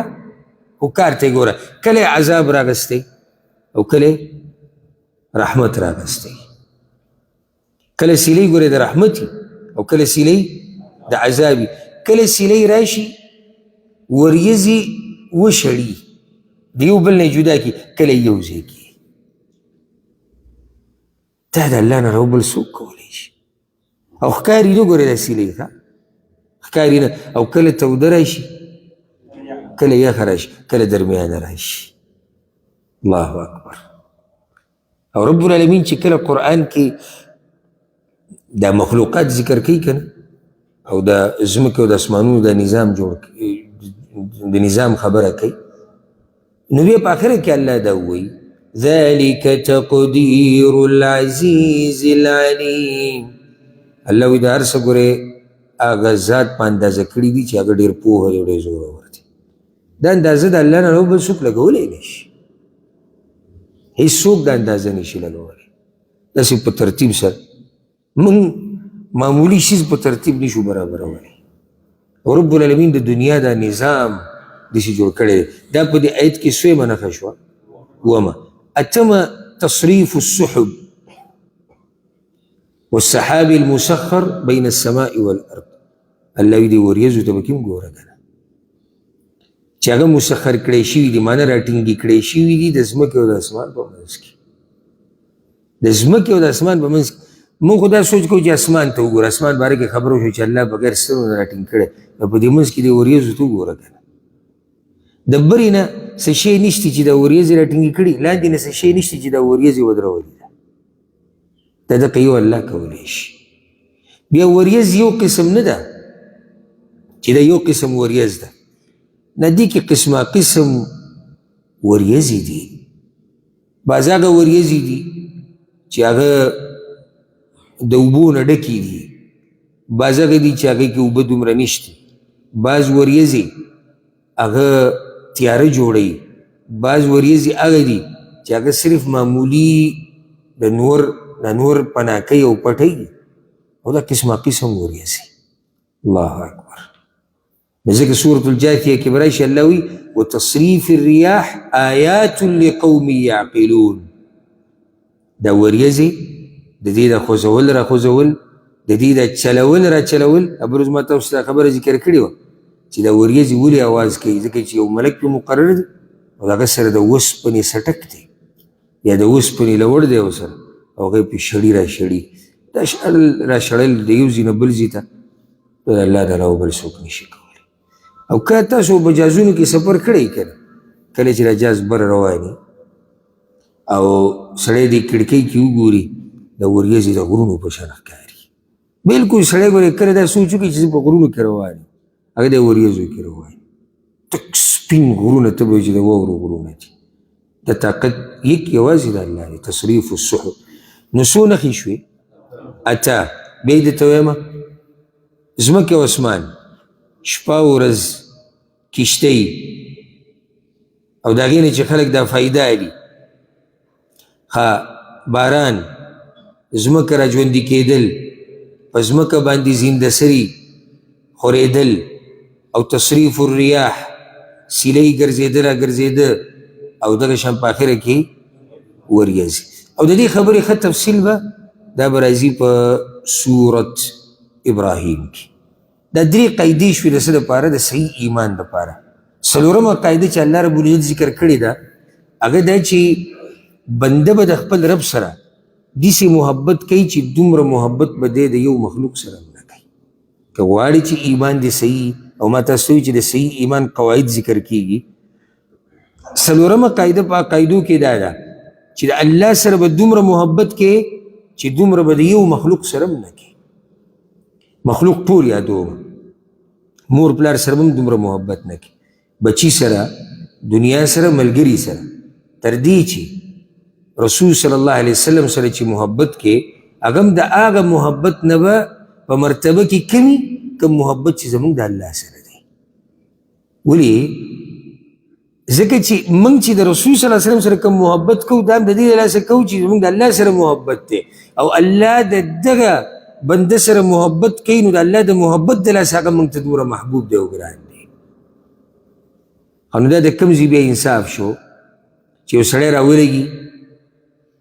د رسول صلی الله علیه وسلم سره دومره محبت کوي چې دومره دی د الله سره نه کوي د کوم ځای انصاف شو دا پیغمبر صلی الله علیه وسلم موږ ته محبوب دی د الله نه بعد د هر مخلوق نه د الله نه بعد ځکه چې دا پیغمبر موږ ته الله رالیږلی دی دله دا مقام او شان د الله ورکړی دی دله دا طاقت او توفیق د بیان د الله ورکړی دی دله دا کتاب د الله ورکړی دی دا آیت په دغه آیت پسې شاته ولې راغی یا وروسته ولې راغی هغه په دې الله وی ګوره د قدرت دلایل بیان شو اته او د توحید دلایل بیان شو خو بعض خلک الله وی د دې دلایلو باوجود هم نه دي پوه شوي بیا هم د الله سره برخداران جوړی ومن الناس او بعض د خلکونه من يتخذ من دون الله اندادا اگر سوک دی چی نیسی سوا دا اللہ نمعبودان انداد خبر مخی تیرے شوی دی چی انداد ستو یعنی سرد توحید دی دلائلو بعض پا خلقو کی بیان دی چی دا اللہ پا توحید ندی پوشوی دا اللہ سر برخداران جوڑی و دمر ظالمان دی یحبونهم کحب اللہ من کئی داغوی سر پشان دا من دا اللہ د دې خپلو باطلو معبودانو سره داسې محبت کوي لکه څنګه محبت چې د الله سره کوي یعنی الله او هغه معبود چې د شریک کړی د الله سره د دواړو یو مرتبه ورکړي یا دې کې بله طریقه د تفسیر بعض علما داسې ذکر کوي ویحبونهم کحب الله معنی دا ده دوی محبت کوي د دې خپلو معبودانو سره داسې لکه څنګه محبت چې مؤمنان د الله سره کوي یعنی کم محبت چې صرف د الله دپاره پکار دی هغه محبت دوی یا هغه حق دوی دغه معبودانو له ورکړی باطلو معبودانو خو د الله سره شریک کړو که د فایده یاده کوي په موږ عامو درسونو کې ښه تفصیلا ذکر کړې ده چې محبت په یو څو قسمه دی مینه محبت دا په یو څو قسمه دی یو هغه محبت دی چې هغه عبادت دی سرټیټي کول دي سجده لګول دي هر حکم ته غاړه ایښودی دي دا محبت صرف د الله حق دی او داسې محبت د بل چا سره کول د شرک او کفر دی والعیاذ بالله دلته د دغه محبت خبره روانه ده او بل هغه محبت دی چې هغه د شفقت او د مهرباني د لاسه دی لکه د پلار محبت د بچي سره او د بچو محبت د پلار سره د رور د رور سره د مشر د کشر سره د غریب سره محبت د کمزوري سره محبت د شفقت او مهرباني بل هغه محبت دی چې هغه د ښځې او د خاوند د رشتې د لاسه دی ښځه د خاوند سره محبت کوي خاوند د ښځې سره دا یوازې شفقت او مهرباني نه ده بلکې د رشته داسې جوړه ده دا محبتونه دا خو عام خبرې دی او فطرت کې پرتې دي دلته چې کوم محبت خبر روانه ده هغه محبت دی چې هغه عبادت دی د الله هغه عبادت د الله دی په دې کې د بل څوک شریک کول د کفر او شرک ته والعیاذ بالله بل یو مسله ورسره یاده کوي د ډېره اهمه ده د عام محبت چې کوم دی د دې مخلوق سره د شفقت او د مهرباني د لاسه یا د ازدواجي رشتې د لاسه د ښځې او د خاوند دا محبت ما خو چې الله په دې رانیونه کوي خو یو خبره ورسره یاده کړه چې کله دا محبت د حدودو نه واوړي بیا په الله رانیوه کوي چې کله دا محبت د حدود نه واوړي بیا په الله رانیوه کوي دا همه خبره یاده کړئ پلار وایي زه د بچي سره محبت کوم چې څنګه کې څومره کې نه بچی وایي زه د مور پلار سره محبت کوم چې څنګه یې او څومره یې نه شریعت حدود دي تلک حدود الله د الله د حدود د الله د شریعت حدود او پولې دې نه به نه وړي محبت د بچو سره دا په حدودو کې دننه محبت د ښځې سره حدودو کې دننه د ښځې د خاوند سره په حدودو کې دننه د ملګري سره محبت په حدودو کې دننه بیا دا کوم محبت چې بل یو چلیږي زموږ په معاشره کې چې هغې ته د عشق او د عاشقۍ نوم ورکړی شوی دی دا محبت د سره نشتی په شریعت کې چې دې نه خو بلکل دمه شي دا قصه د سره شتي نه ولې یو سړی وایي چې داسې نشي کېدی چې یو هلک په جنۍ مین شي او جنۍ په هلک مین شي. ما یو پیر دا خبره ذکر کړې وه ډېره پوخا چې دا قصې مسې نشتي عشق او عاشقي او په لاسونو دا نومونه او یو شی بل شي. د هغې نه بیا چا کلیپ جوړ کړی و چلوي نشر کوي. نو چا پې یو کمنټ کړی و یو ملګري ته سکرین شاټ واخیستو تصویر یې ته ویستو ما ته یې راولي. کمنټ څه دی؟ ما ته وایي چې دا تا لیدلي نه دي. دا عشق او عاشقي په تا راغلی که ته دې خوند تا څه کلی اوس دا خبرې دي زمونږ. محبت یو هلک په جنۍ مین شو یا جنۍ په هلک مینه شوه بیا پټې رابطې بیا تصویران بیا لاسونو باندې نومونه اخري انجام خودکشیانې دا چا ویلي چې دا په شریعت کې شته. اوس یو سړی وایي چې زما یو زنانه خوښه ده الحمدلله شریعت کې روا لارې شتي که نه که نشتي لاړ شه رشته وکړه که په حلاله طریقې سره پرېږدي چې د دنیا خبر شي چې د پلانې واده کړې ده. شتي دا طریقه که نه نشتي؟ ها وی پلار یې نه مني. اوس څه کوو؟ شریعت خو تا ته دا نه وایي چې زمونږ معاشره دې د بېعزتۍ معاشره شي او هغه دې د ذلت او هغه دې د بېحیایي شي جنۍ وتښتوه دا د کوم ځای. نو دغه محبت چې د عشق او عاشقي ورته وایي او په هغې کې بیا ځان لیونی کول او کله د نشې ګورې خوړل او کله خودکشیانې کول دا د بېدینو خلکو نه زده کړی شوی چل دی. او دا په دغه خلکو باندې رحم د ډرامو او د فلمونو هم دی. څوک چې ډرامو او فلمونو ته پراته وي که نه نو دا کیسې د هغې نه زده کړي دي. الحمدلله شریعت کې محبت شته. خپلې ښځې سره محبت کوه که سر ته قربان که ته چا منع کړی ښځه دې د خاوند سره محبت کوي ځان دې ته قربان کړي. پلار د بچو سره بچي د پلار سره ملګري د ملګرو سره محبت کې شریعت کې دې هر څه ګنجایش دي. خو دغه محبت چې جنۍ پکې تښتوه او جنۍ دې د هلک سره مټیزه تښتي او پلار شرموه قبیله شرموه دین شرموه علاقه شرموه دا عشقونه مشقونه په شریعت کې نشته. حلال لارې شتي روا طریقې هغه شتي ورشه رشته وغواړ وایي نه یې مني نو ورې ستا چې په چا زور زبردستي راشي د اسمان نه راکوشوي قیمتي کاڼې چې ته به کومه جنۍ غواړې وي تاله به یې خلک درکوي دا خو د هغوی لور ده د هغوی خور ده که یې دله درکړې یو ډېره ښه ده که یې دله در نه کړه بیا هم ډېره ښه ده په دې کې به خیر نه و. مونږ الله دمه کړي وو د دې قصو میسو که یې دله در کړه یو ښه ده او که در یې نه کړه بیا پکې هم خیر. هر حال کې خوشحالي ده هر حال کې خوشحالي ده. ما یو ورځ یو کس لیدلی و او د علاقې نوم به یې نالو هغه مشر سړی و داسې په هغه وخت کې یعنې دا د نن نه ما ته ښکاري چې 8 کاله مخکې کیسه به او د هغه عمر 58 کاله او 59 کاله په هغه وخت کې اوس به ګوره په څه حال او دنیا کې به یو که نه به نو هغه ته ما ووایي خبره مبره شوه د واده او د نکاح نو ما ته چا ویلو چې ده لا اوسه پورې واده نه دی کړی. نو ما هغه ته ووایي ما که په دې حکمت دې موږ پوه کړو نو نورو ته چا چې نه دی کړی هغوی ته به ووایو چې مې کوئ او چا چې کړی دی نو هغوی ته به وایو چې په طریقې د ځان خلاص کړي ځکه دا خو لوی حکمت دی. هغه ما ته وایي چې دا زه په یو جنۍ مین وم نو بیا نو ما ډېر کوشش وکړو چې دا جنۍ ما له راکړې خو رایې نه کړه تره لور له یې ورکړه نو ما بیا نو ما قسم وخوړو چې زه به اوس بل واده نه کوم بلې جنۍ سره واده نه ما دا خو دې زبردسته پوښتنه وکړه دغه جنۍ خو دې کور ته به برباد کړو هغې واده کړی د هغې به بچي او خپل خاوندې ده او ژوندې ته دا 58 شوې تا قسم وړلی چې زه واده نه کوم دا د کوم ځای خبرې دي. شریعت کې دا کیسې نشته الحمدلله. نو دا محبتونه ده چې د فحاشۍ مرتبې ته رسېدلي دي او خودکشیانو ته خبره رسي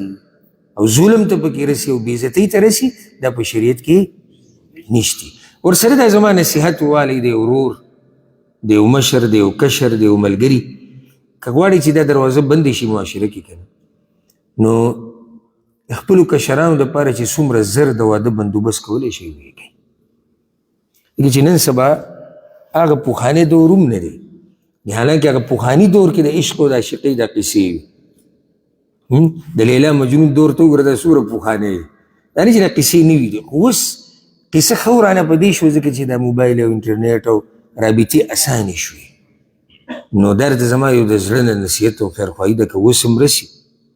نو د کشرانو د واده بندوبست زر تر زره وکړئ، زر تر زره، څومره زر چې کولی شي. هغوی هم په پرده کې شو، ته هم په پرده کې شوې، او الله به دله د دې اجر درکوي چې تا سره د هغوی د ایمان او د هغوی د دیندارۍ سوچ و. د مؤمنانو څه حال دی؟ والذین آمنوا اشد حبا لله، او هغه کسان چې ایمان یې راوړی دی ډېر سخت دي په مینه کې د الله سره. دا فرق دی په دوی کې او په هغو کې، دا فرق دی په موحدینو کې او دا فرق دی په مشرکانو کې. د دوی محبت د الله سره ډېر زیات،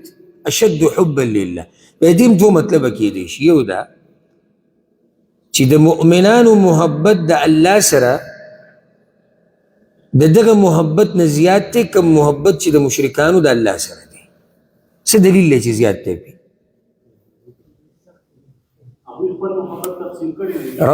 رفع الله قدرک، د هغوی محبت تقسیم دی او د مؤمنانو محبت خالص د الله سره دی. مشرکانو د الله سره محبت کوي خو پکې نور برخداران دي، نو برخو کې تقسیم شوی دی. هر چې مؤمنان دي نو دوی خالص محبت هغه د الله سره کوي. دویم د دې مطلب دا دی والذین آمنوا اشد حبا لله، او موحدین مؤمنان د الله سره ډېر محبت کوي، د هغه محبت نه هم ډېر کم محبت چې د مشرکان د خپلو معبودانو سره کوي.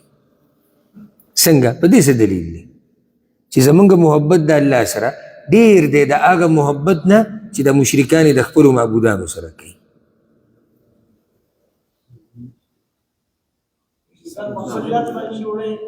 نه نه نه نه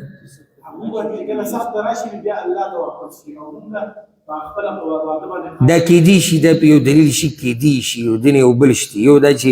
هغوی په سخته کې د هغوی نه خپل معبودان یېرېږي او بیا الله ته واپس شي، او موږ ته په سخته او راحته کې الله یادي. کیدی شي. ګوره د هغوی د خپلو بوتانو سره محبت هم خالص نه دی، خپلو معبودانو سره، ځکه چې یو خو نه دی که نه. د هر څه دپاره جدا معبود دی، جدا بوت دی. درګاهونه دربارونه ډېر دي، باباګان ډېر دي، پیران ډېر دي، او مؤمنان خالص د الله سره محبت کوي. او تاسو ماته دا ووایئ چې یو محبت هغه دی چې خالص د یو ذات سره دی، یو محبت هغه دی چې په ډېرو کې تقسیم شوی دی. کوم محبت ډېر شو؟ دا چې خالص د یو ذات سره دی. نو دې کې دا خبر هم دننه راغله چې مؤمنان محبت کوي د الله سره د هغه محبت نه زیات چې مشرکان یې کوي د چا سره؟ د خپلو معبودانو سره. او دا فرق دی په دوی کې. سورة الزمر کې به راشي وإذا ذكر الله وحده اشمأزت قلوب الذين لا يؤمنون بالآخرة. کله چې د الله د توحید باید شروع شي کنه او د الله د یووالي باید شروع شي، نو د هغه خلکو زړونه ګډوډ شي دا چې په آخرت باندې ایمان نشته. مشرکانو طبیعتونه څه شي؟ هغه خراب شي، د توحید بحث شروع شي. ویډیو چلیږي، تاسو به لیدلي مي، هغه یو کس هغه سټیج ته راختلی دی، د دغه قبر پرستو په منځ کې د توحید بحث شروع کړی دی، او بس کوم چې شاته مولوي صاحب ناست په هغه نور د هغه نه صبر ونه شي، نو دومره دی راډک شوی دی که نه چې راپاسي او د هغه نه د سپیکر اخوا ګزار کړي او دکې وله ورکړي، د هغه ځینې وباسي. ما چې کله دا ویډیو ولیده بلکل زما ذهن ته دا ایت راغی وإذا ذکر الله وحده اشمأزت قلوب الذین لا یؤمنون بالآخرة وإذا ذکر الذین من دونه اذا هم یستبشرون. الله وایي چې کله زمان علاوه د بل چا خبره سټارټه شي بیا دوی خوشحال یو بل له زیري ورکړي. ته د بابا قصه رواله، د درګاه او د دربار رواله، د بوت رواله، د ونې رواله، د کاڼي رواله، د تعویز رواله، د خندا شنه به راته راټول ناسي، او یو بل له به زیري م ورکوي چې یاره مولوي صاحب راغلی او خو څه ناشنا بیانونه هغه وکړو، خو بیا په منځ کې پکې دا خبر رواله چې د عبادت حقدار یې یوازې الله دی، صرف په هغه ته ټیټېږي، صرف په هغه ته سجده لګي، بیا ته دوی د مخونو ته ګوره دې نه پته لګي. او دغه شان مرض د هغه خلکو هم دی چې د رسول وسلم په تابعدارۍ کې خلک برخدار کړي دي، د هغوی هم طبیعت خرابېږي. لکه اوس یو سړی دی مولوی صاحب داسې منم لکه څنګه چې د رسول صلی الله علیه وسلم منم، اگر که به خوله نه وي خو حالاتو نه یې پته لګي. ځکه چې هغه دا وایي چې الف نه د یا پورې پلانې امام پلانې مولوی صاحب پلانې کتاب قرآن او حدیث نه علاوه په دې پسې زه روان یم، که صحیح وایي او که غلطه وایي. دا د رسول صلی الله علیه وسلم کوم حق چې د رسول صلی الله علیه وسلم دی هغه امتي له عام امتي له ورکړی. د دې خلکو په مخ کې چې کله ته د رسول صلی الله علیه وسلم د تابعداري باید شروع کړې که نه د دوی د مخونو رنګونه هم خرابېږي چې دا خو صرف نور څه نشته او حدیث او حدیث حدیث او حدیث د رسول صلی الله علیه وسلم تابعداري او د رسول صلی الله علیه وسلم تابعداري. نو پوه شه چې د چا طبیعت په توحید خرابېدو نو په توحید کې ګډوډ دی، او د چا طبیعت چې د رسول صلی الله علیه وسلم په تذکره او په حدیثونو او د هغه په تابعداري خرابېدو نو پوه شه چې د رسول صلی الله علیه وسلم په تابعداري کې د خالص نه دی. دغه خبره دلته ها د هغې نه بعد الله رب العزت وایي اسی خبره مې ذهن ته راله او فایدهمنه ده،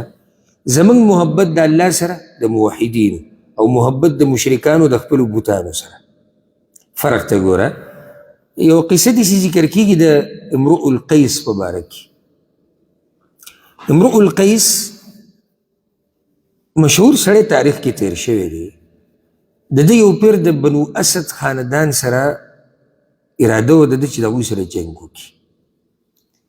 ولې؟ ځکه چې دا بنو اسد چې کوم قبیله ده او خاندان دی دوی د ده پلار وژلی دی. امرؤ القیس پلار د دوی وژلی دی.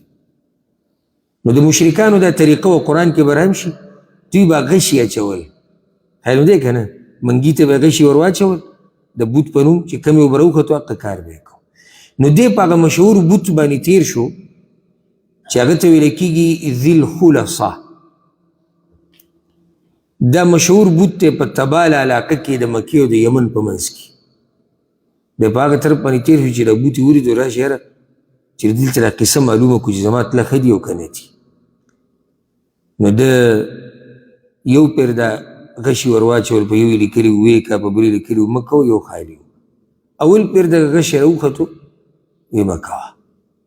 مزه. د بیا ټرای وکړه چې راشه بل کوشش کو، ځکه چې اراده خو د ده په ښه دی چې د دې قبیلې نه به انتقام د خپل پلار یې لي. په دویم پیر یې چې پکې غشي ور واچول چې راوختو هغه بیا د وې مزه. په دریم پیر چې غشي ور واچول نو هغه بیا دقه راوختو وې مزه. نو هغه غشي مات کړو او دغه غشي راواغستو کومې چې مات کړو او دغه بوت هغه مخلی راواچول او بدې ردې وویې ستا داسې او ستا داسې، او بیا یې شعر و شاعري وکړه او په هغه شاعرۍ کې بدې ردې وویې په دغه بوت پسې او لاړه واجو تا ته ګوره او کار ته دې ګوره. دا د دوی محبت دی د خپلو معبودانو سره. ها یو قصه داسې هم راځي، یو کسو په بنو ملکان قبیله کې، دا د عربو یو مشهور خاندان و بنو ملکان. دی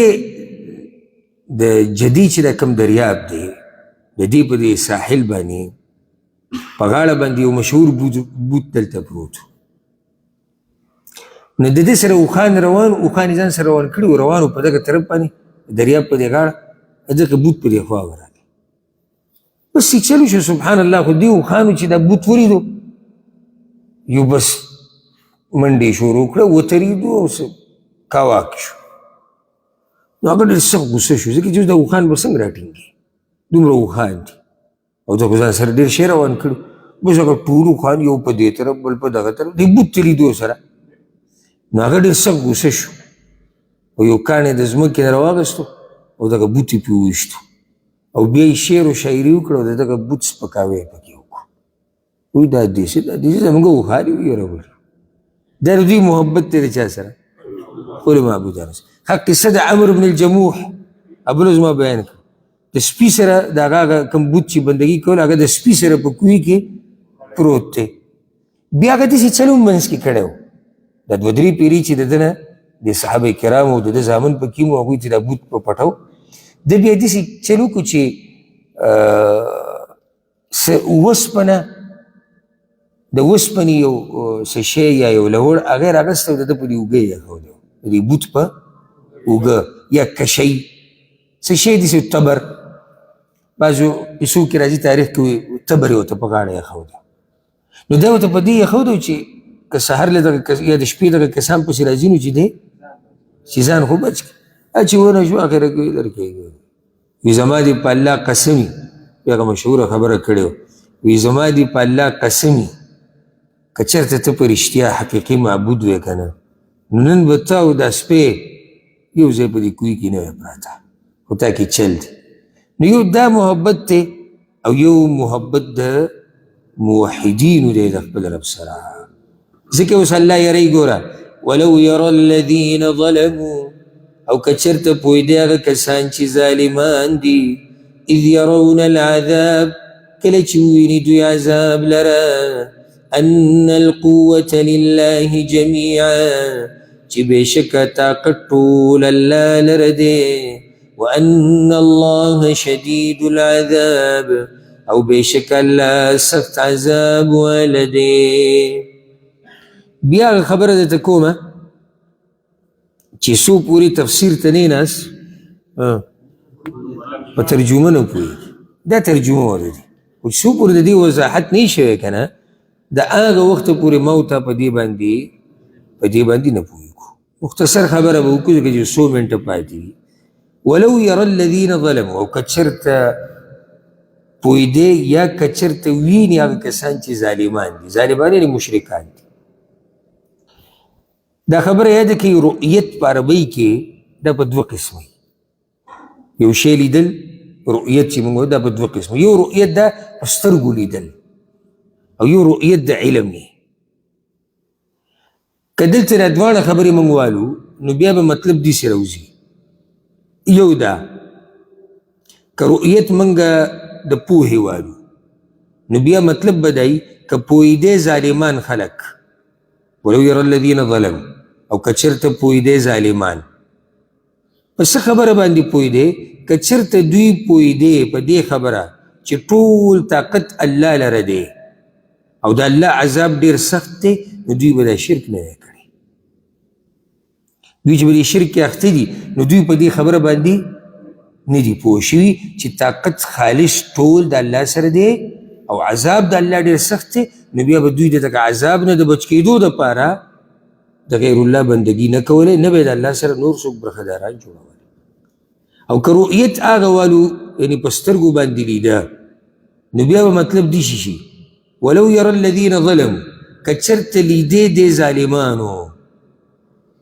اذ یرون العذاب کله چې ویني دوی عذاب لره کله چې دوی که چېرته وس دی ظالمانو ولیدی خپل حال چې کله به دوی عذاب په آخرت کې ویني که دغه عذاب دوی په دنیا کې لیدی که نه نو دوی ته به پته لګېدلی وی چې ټول طاقت خو خالص د الله دی باباګان خو څه نشي کولی بوتان خو څه نشي کولی او الله خو ډېر سخت عذاب ورکولو والا دی خو دوی ته دا پته نشتي ځکه چې دوی د آخرت هغه حال لا لیدلی نه دی ورسېدی به ګونه رسېدي بیا درته ووایم مختصر چې پوه شو که چېرته دوی پوهېدی په دې خبره چې د الله عذاب ډېر سخت دی او د الله طاقت ټول طاقت د الله دی نو دوی به شرک نه وی کړی یوه دویمه که چېرته دوی لیدلی وی خپل حال کم چې به دوی په آخرت کې نو دوی به په دې خبره پوه شوی وی چې یاره عذاب ورکول خالص د الله حق دی او عذاب یې سخت دی او طاقت ټول د الله دی د کومو بوتانو ته چې موږ پراته یو د کومو باباګانو ته چې موږ پراته یو د دوی په لاس کې کوئی څوک نشته خو په دې خبره به دوی پوه شي ګورئ خو کله به پوه شي په داسې وخت کې به پوه شي چې هغه به فایده نه ورکوي اذ تبرأ الذین اتبعوا کله چې به جدا شي هغه کسان چې تابعداري کړې شوې ده من الذین اتبعوا د هغه کسانو نه چې د هغوی تابعداري کړې ده ورأوا العذاب وویني دوی عذاب لره وتقطعت بهم الأسباب او وبشو کیږي د دوی ترمنځ تعلقات اذ تبرأ الذین اتبعوا دغه سخت عذاب چې کله د قیامت په ورځ راشي که نه د کومه تذکره چې تېر شوي آیت کې وشو نو په دغه وخت کې به هغه څوک د بیزارۍ اعلان وکړي د چا چې تابعداري شوې ده د هغه چا نه چا چې ورته تابعداري کړې ده یعنې مشران به څه ووایي چې موږ د کشرانو نه بیزاره یو، موږ دوی نه پیژنو. ورأوا العذاب او عذاب به مخامخ ویني، وتقطعت بهم الاسباب او په منځ کې به تعلقات ټول څه شي، هغه به ختم شي. دا خبره به په قرآن کې ځای په ځای راځي، ذهن کې ساتئ. ګورئ د دې مشرانو او د کشرانو د یو بل سره دا جاخه نه ده په جهنم کې، دا به ځای په ځای راځي. سورة العنکبوت کې به راشي ثم یوم القیامة یکفر بعضکم ببعض ویلعن بعضکم ببعض. مشران به په کشرانو لعنت وای او کشران به په مشرانو لعنت وای. نو دلته هم دغه مطلب دی، مشران به وای چیرې موږ تاسو نه پیژنو. وتقطعت بهم الاسباب او څومره رابطې چې دوی په دنیا کې وي هغه ټول به څه شي، هغه به ختم شي. حالانکه په دنیا کې چا نوم نشو اخیستی، که نوم دی ولاغستی به خلکو وجلي، د دوی دومره مضبوطې رابطې وي. دا رابطې ټولې په آخرت کې ختمېږي. سورة مریم کې به راشي که نه، الله وی واتخذوا من دون الله آلهة ليكونوا لهم عزة كلا سيكفرون بعبادتهم ويكونون عليهم ضدا. الله وی دوی د الله نه علاوه نور معبودان نیولي دي چې عزتمن شي. خو الله وی خبره داسې نه ده، د قیامت په ورځ به دغه مشران د دوی د دې عباداتو نه انکار کوي او د دوی په مقابله کې به وي. ويكونون عليهم ضدا، د دوی په مقابله کې به ولاړ. سورة صاد کې دي چې دوی به یو بل ته بدې ردې وایي، لا مرحبا بهم انهم صالوا النار قالوا بل انتم لا مرحبا بكم انتم قدمتموه لنا. مشران به کشرانو ته وي تاسو ته دې سره هرکلی نه، کشران به ورته وایي هرکلی دې تاسو ته نه، ستاسو د لاسه موږ نن جهنم ته راغلو. او دا جاخې به د دوی په منځ کې رواني. وقال الذين اتبعوا او بویا کسان چې تابعداري کړې ده. تابعداري د چا کړې ده؟ د مشرانو. یعنی کشران به دا وایي لو ان لنا کره، ارمان دی چې وی موږ لره دوباره تګ دنیا ته. که چېرته زموږ دپاره یو بله موقع وی نو څه کوئ؟ فنتبرأ منهم، نو موږ به جدا شو د دوی نه. کما تبرؤوا منا، لکه څرنګه چې دوی جدا شو زموږ نه. دا د دوی ارمان دی، دا د دوی ارمان دی. کیدی نشي چې دا ارمان د دوی پوره شي. نو ځکه الله رب العزت څه وایي مخکې كذلك يريهم الله اعمالهم، هم دغه شان ورخی دوی ته الله عملونه د دوی حسرات علیهم، د پاره د افسوسونو په دوی باندې. آخرت کې ډېر افسوسونه دي، هغه به انشاءالله ځای په ځای راځي. زه به درته بیا وایم چې یو دا دی، یو دغه دی، یو دا دی. یو افسوس دا دی چې زه واپس شوې دنیا ته، بل افسوس دا دی چې ما د دې مشرانو تابعداري نه وی کړې. دا صرف ګورې هغه مشران نه دي یاده کوي چې د دوی جو بندګي شوې ده، نه د دې نه علاوه هم تا چې د هر مشر تابعداري کړې ده د قرآن او د حدیث په مقابله کې، په هر ګناه کې، او په هغه پسې روان وي چې نه جي دا زموږ مشران دي، دا زموږ مشران دي. د قیامت ورځ د دې خلکو دپاره هم د افسوس ورځ ده. دا چېرې به وایي چې ارمان زه د پلاني په لار نه وی کړی، ارمان چې ما د قرآن او د حدیث لار رانیولی، ارمان چې ما د علماو منلی، ارمان چې ما د نیکانو خلکو منلی. نو دا افسوسونه به د قیامت په ورځ کېږي، خو دغه فایده نه ورکوي. الله وایي وما هم بخارجین من النار، او نه به دوی راوتونکي د اور نه. نو چې د اور نه راوتونکي نه دي، معنی دا چې دغه ارمان د دوی نشي پوره کېدی. الله اکبر. دوی به همیشه په دې اور کې دننه پراته وي، او هر وخت به دوی دا مطالبه کوي چې موږ د اور نه راووتې. دا تفصیل به راځي انشاءالله په سورة غافر کې، په سورة صاد کې، سورة ابراهیم کې، سورة العراف کې، ټول تفصیلونه به راځي. دوی چې د یو بل سره دا کم باس کوي که نه، تا دا ووایي، هغوی تا دا ووایي، تا دا ووایي، اخره کې به دوی دا ووایي. سورة غافر کې راځي انا کل فیها ان الله قد حکم بین العباد. لنډه ده چې موږ ټول د عذاب حقدار یو، الله فیصله کړې ده، د دې نه بعد څه نه کېږي. درته مختصر ذکر کوم. نو بیا به څه وخت دوی داسې لږ غلي شي، خو په دغه اور څوک صبر کولی شي. بیا به دوی مشورو کې لاړ به شي په خزانچیانو د جهنم پسې، چې هغه 19 ملایک دي. دوی به هغوی پسې ورشي چېرې تاسو الله ته ووایئ چې زموږ نه یو ورځ عذاب کم کړي، یو ورځ. علما وایي دا دلیل دی په دې باندې چې هغه عذاب ډېر سخت دی، ګنې یو ورځ به دوی څه فایده شي، خو دا یو ورځ کمېدم دوی غنیمت ګڼي او فایدې ګڼي. هغو به ورته وایي چې په خپل الله نه غواړئ که نه، وما دعاء الكافرین الا فی ضلال، دا هم په سورت غافر او د کافرانو دعاګانې او چغې دا بربادي دي، دا نه قبلېږي. دوی به بیا څه وخت غلي ناسي، بیا به بل کوشش شروع کړي، بیا به بل سورة المائده کې به راشي د دوی د کوششونه بندېږي نه. یریدون ان یخرجوا من النار وما هم بخارجین منها. الله وایي دوی به هر وخت دغه کوشش کوي چې د جهنم نه راووتی، خو راوتی به نه شي. کلما ارادوا ان یخرجوا منها اعیدوا فیها، سورة السجده کې به راشي. هر کله چې دوی راوته غواړي الله به واپس کوي. بیا به دوی یو بله مشوره او فیصله وکړي چې د مالک خواله ځو چې هغه د جهنم د خزانچیانو مشر دی، هغه ته به چغې ووایي. دا به راشي انشاءالله په سورة الزخرف کې. ونادوا یا مالک، چغې به وایي ای مالک لیقضي علینا ربک، ستا رب ته ووایه چې په موږ فیصله وکړي، موږ دې مړه کړي. دا نه چې موږ دې د اور نه راوباسي، موږ دې مړه کړي. هغه به ورله جواب ورکړي ډېر وخت بعد انکم ماکثون،